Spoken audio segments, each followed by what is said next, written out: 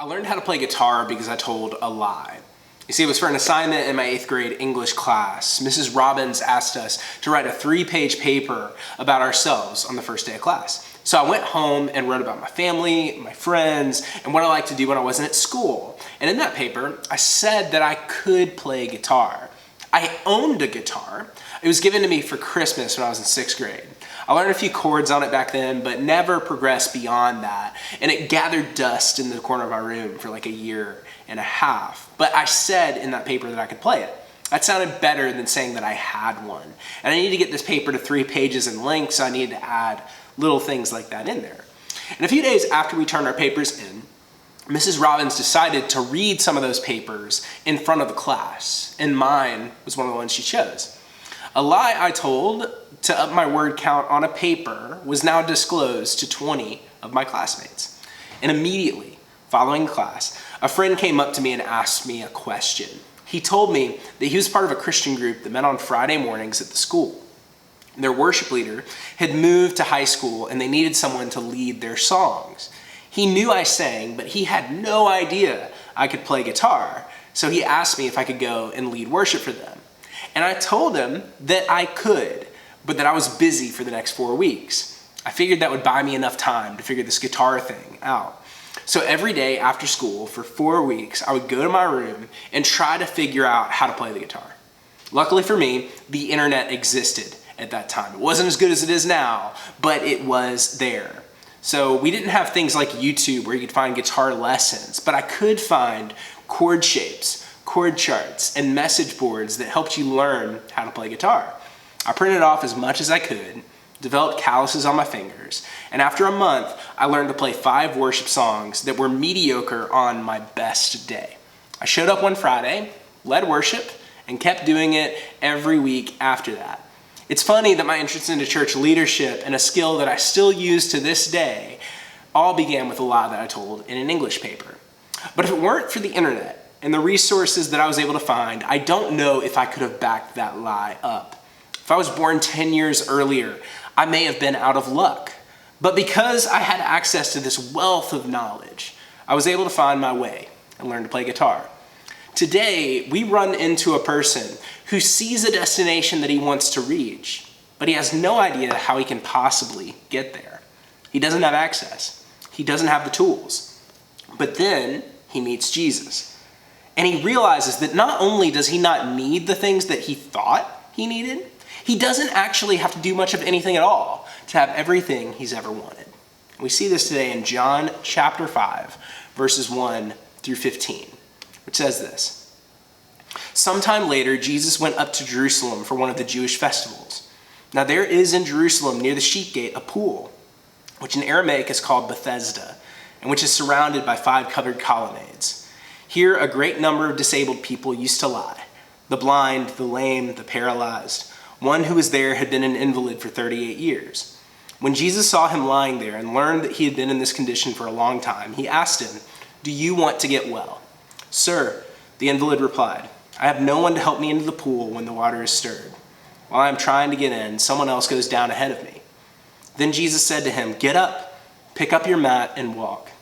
At once the man was cured. He picked up his mat and walked. The day on which this took place was the Sabbath. And so the Jewish leaders said to the man who had been healed, "It is the Sabbath. The law forbids you to carry your mat." But he replied, "The man who made me well said to me, 'Pick up your mat and walk.'" So they asked him, "Who is this fellow who told you to pick it up and walk?" The man who was healed had no idea who it was, for Jesus had slipped away into the crowd that was there. Later, Jesus found him at the temple and said to him, "See, you are well again. Stop sinning or something worse may happen to you." The man went away and told the Jewish leaders that it was Jesus who had made him well. This man has been an invalid for 38 years. That's longer than I've been alive. It's longer than Jesus would walk this earth. We don't know how old this man is, but we know that he has spent nearly 4 decades being unable to walk. I wonder how many places he has gone to try to be made well. What advice has he sought? What doctors has he seen? What gods has he prayed to? And how long has it been since he's lost hope? He's sitting by this pool in Bethesda. It's a place where people are getting healed. There's this pool, and occasionally the water stirs. When it stirs, if you jump in, and apparently if you're the first person to jump in, you will be healed. It's happened for others, but this man can never get there in time. Someone else always beats him to it. When Jesus asks him about it, he speaks like someone who is defeated. His only hope is for someone to hang out with him for who knows how long and throw him in the pool at the right time. Maybe he's hoping Jesus will be that person, and that's the reason why he's telling him this story in the first place. It's interesting to me, the word Bethesda means house of grace or house of mercy. In some ways, that makes sense in this story. There's this mysterious pool that grants people healing when they get in at the right time. But it's interesting that you have to earn this thing. You have to be the quickest. You have to be first, or else you don't receive healing. You don't receive the mercy or the grace. And that's a bit antithetical to the idea of grace. Grace is a gift. It is unearned. It is simply given. That's not the deal here at this house of grace. Until Jesus shows up. He says to the man, "Take up your mat and walk." And all of a sudden, this man who's been unable to do exactly that for 38 years was able to walk away. He didn't have to earn his healing. It was given to him. Not only was it a miracle, but it happened on a Sabbath, a day when you weren't supposed to do any kind of work. All of this was wrong. It went completely against the expectations of this man, but it was also all right. He was finally healed. And this story gives us an interesting view into how we work and how Jesus works.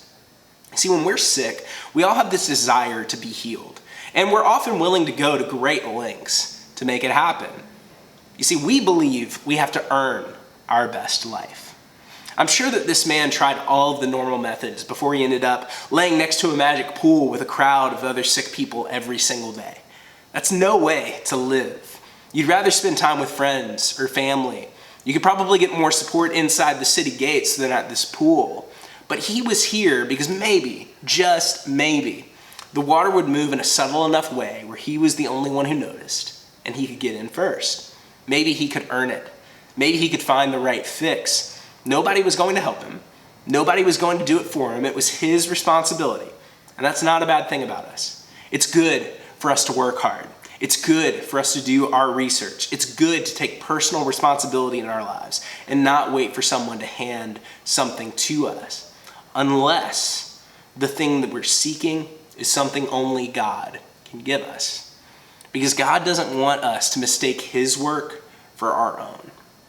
God doesn't want us to think that we are the ones who made righteousness, holiness, healing, or our salvation happen. That isn't work that we're fit to do. And when we believe that we have or that we can earn those things, we become self-righteous, holier than thou, and we base our salvation on our works rather than the work of God.